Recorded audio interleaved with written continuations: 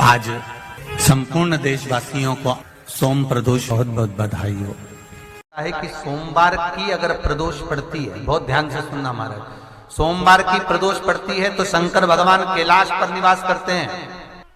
हमारे यहाँ कहते हैं सोमवार की जो प्रदोष पड़ती है वो इच्छा पूर्ति करती है। किसी व्यक्ति ने अपनी जिंदगी में एक नियम बना लिया कि मुझे प्रदोष के दिन बाबा देवाधिदेव महादेव को एक कमल का पुष्प चढ़ाना। और कई मौसम ऐसा होता है कि उसमें कमल का पुष्प नहीं मिलता तो कमल गट्टा बाजार में मिलता है, देखा है आप लोगों ने, काला कलर का होता है कमल गट्टा। एक कमल का गट्टा भी यदि देवाधिदेव महादेव को यदि कोई कितना भी दरिद्र है, कितना भी गरीब है, उसका कोई व्यापार नहीं, कोई व्यवसाय नहीं, कोई नौकरी नहीं, कोई चाकरी नहीं, कितना भी परिस्थिति से मारा हुआ व्यक्ति है, अगर उसने प्रदोष नियम बना लिया, प्रत्येक 12 महीने का मैं नियम लेता हूं और पूरे 24 प्रदोष मैं बाबा को कमल का, जिस समय पर कमल का पुष्प मिल जाए उस समय पर कमल का पुष्प चढ़ाओ, ना मिले तो कमल गट्टा चढ़ाओ। पर जिसने प्रदोष का नियम बना लिया, 1 साल पूरा नहीं होगा और मेरा बाबा उसका हाथ पकड़कर उसको मंजिल तक पहुंचाना पड़ा। कितना भी दरिद्र, कितना भी दरिद्र। ये लोमश ऋषि की कथा कहती है, ये लोमश बाबा का चरित्र कथा, कितनी भी गरीब परिस्थिति क्यों ना हो, कितना भी दरिद्रपन क्यों ना हो, कुछ नहीं घर में, पर बाबा पर आशा। प्रदोष के समय पर अगर मान लो कोई भिखारी से भिखारी व्यक्ति भी है जो ठेला चला रहा है, उसके पास में खाने के लिए कुछ नहीं है, फटे कपड़े पहन रहा है, उसकी जिंदगी में कुछ भी नहीं बचा और कर्जे में लदालूम हो गया, एक चावल का दाना अगर वो प्रदोष के दिन, प्रदोष काल में शाम के समय पर शंकर के शिवलिंग पर चढ़ा देता है तो 3 या 4 प्रदोष में उसका कर्जा चूकना प्रारंभ हो जाता है। प्रदोष का विधान, प्रदोष काल का दीप, प्रदोष काल की आराधना, प्रदोष काल की साधना और प्रदोष काल में परमात्मा का लिया गया नाम हमारे करोड़ों करोड़ों करोड़ों करोड़ों पुण्य को प्रबल कर देता है और हमारे पाप को छिन्न कर देता है। हमारे पाप, प्रदोष, शिवरात्रि, सोमवार की अष्टमी, ये वो तिथियां हैं, ये वो वार हैं। अगर कोई भूल से भी शंकर भगवान के शिवलिंग का निर्माण करता है या अपने घर में रखे हुए शिवलिंग पर शमी पत्र को समर्पित कर देता है तो जिंदगी में उसका बाल बांका हो ही नहीं सकता है। प्रदोष के शमी पत्र में बल होता है, प्रदोष के शमी पत्र में। एक चंद्रमौलेश्वर महादेव का नाम लेकर एक चावल का दाना भी सुख देता। और मेरी जीजियां याद रखें, मेरी जीजियों से निवेदन है, कभी कभी ऐसा लगता है शरीर में अगर कोई गांठ पड़ जाती है, बच्चादानी में गांठ आ गई, चेस्ट में गांठ आ गई, शरीर के कोई अंग में गांठ आ गई, घबराना नहीं है, डॉक्टर का इलाज करवाओ, दवाइयां लो, साथ में एक नियम बनाओ, प्रदोष काल में 2 दीपक शिव जी के मंदिर में लगाओ और 1 चावल का दाना शंकर भगवान पे चढ़ाना प्रारंभ करो। वही चावल के दाने को वापिस उठाओ। अगर प्रदोष का व्रत नहीं है तो उसी दिन खाओ और अगर व्रत है तो दूसरे दिन उस चावल के दाने को जरूर खाओ। धीरे धीरे वो गठान जो शरीर के अंदर है वो गलना प्रारंभ हो जाती है। थोड़ा दिन करोगे आपको उसका फल प्राप्त होना प्रारंभ हो जाएगा। एक चावल का दाना भी चंद्र का प्रतीक है, चंद्र का। सभी लोग साथ में बोलेंगे, बोल चंद्रशेखर महादेव की। एक चावल का दाना चंद्र का।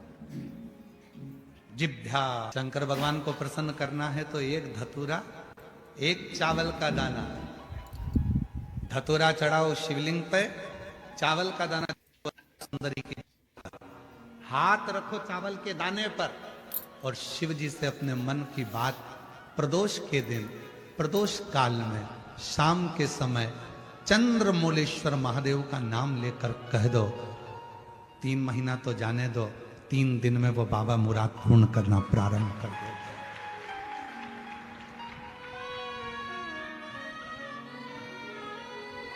किसी भी प्रदोष के दिन एक धतूरा यदि हम शिव जी पे चढ़ा रहे हैं, एक चावल का दाना अशोक सुंदरी वाली जगह पर चढ़ा रहे हैं और अपना हाथ उस चावल के दाने पर रखकर चंद्रशेखर चंद्रमौलेश्वर महादेव के नाम का उच्चारण कर रहे हैं। श्री शिवाय नमस्तुभ्यं, श्री शिवाय नमस्तुभ्यं उच्चारण कर रहे हैं, दिल से प्रार्थना कर रहे हैं, निवेदन कर रहे हैं, नमन कर रहे हैं, बाबा को अपने मन का भाव कर रहे हैं।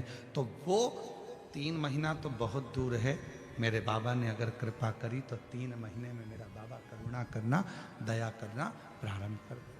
किसी भी प्रदोष के दिन एक धतूरा यदि हम शिव जी पे चढ़ा रहे हैं, एक चावल का दाना अशोक सुंदरी वाली जगह पर चढ़ा रहे हैं और अपना हाथ उस चावल के दाने पर रखकर चंद्रशेखर चंद्रमौलेश्वर महादेव के नाम का उच्चारण कर रहे हैं। श्री शिवाय नमस्तुभ्यं, श्री शिवाय नमस्तुभ्यं उच्चारण कर रहे हैं, दिल से प्रार्थना कर रहे हैं, निवेदन कर रहे हैं, नमन कर रहे हैं, बाबा को अपने मन का भाव कर रहे हैं। तो वो 3 महीना तो बहुत दूर है, मेरे बाबा ने अगर कृपा करी तो 3 महीने में मेरा बाबा करुणा करना, दया करना प्रारंभ कर दे। 3 चंद्रशेखर कथा सुनो, कथा की आरती हो,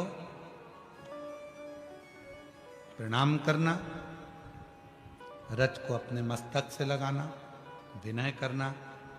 बाबा बहुत दुखी हूं, मेरे कालाधिपति महाकाल,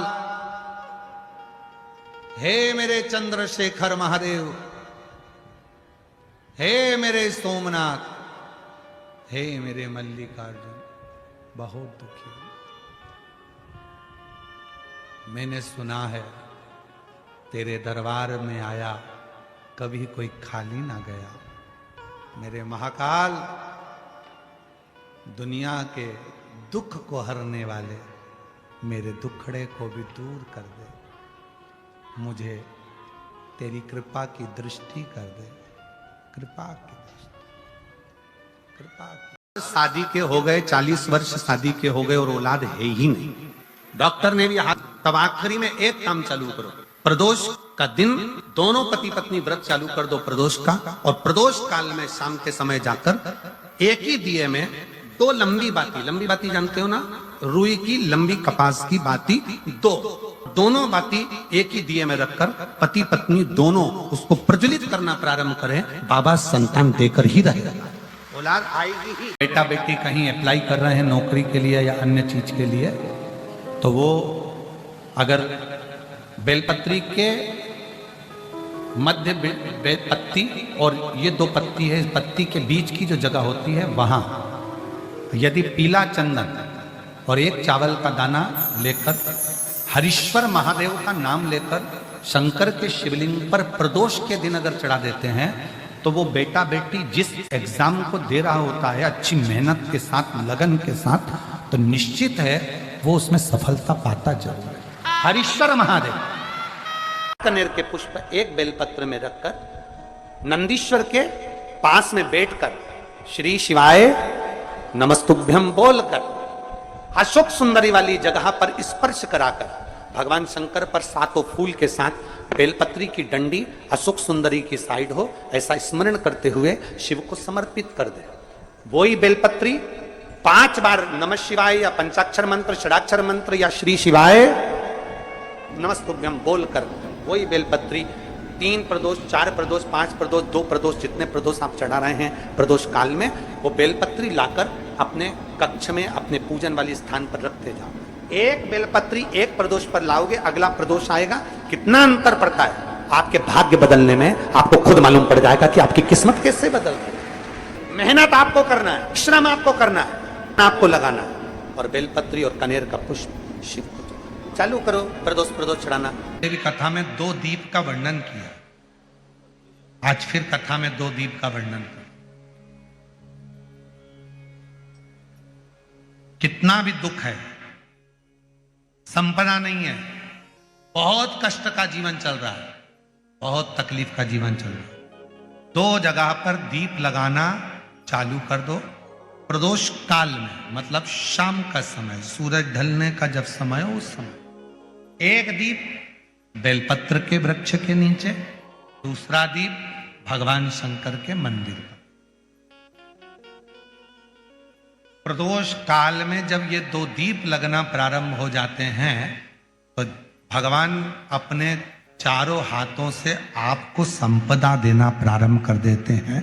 वो कुबरेश्वर महादेव बनकर धन वैभव देना प्रारंभ।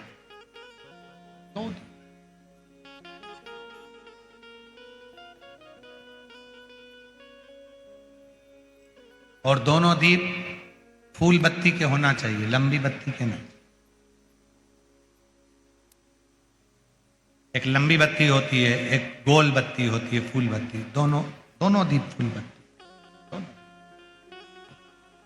मां सती ने जब भगवान शंकर के लिए आराधना साधना करी थी और भगवान भोलेनाथ जी से वर प्राप्त करा था, तो माता सती ने भी ये साधना ऐसे ही करी और माता सती को शिव मिले थे।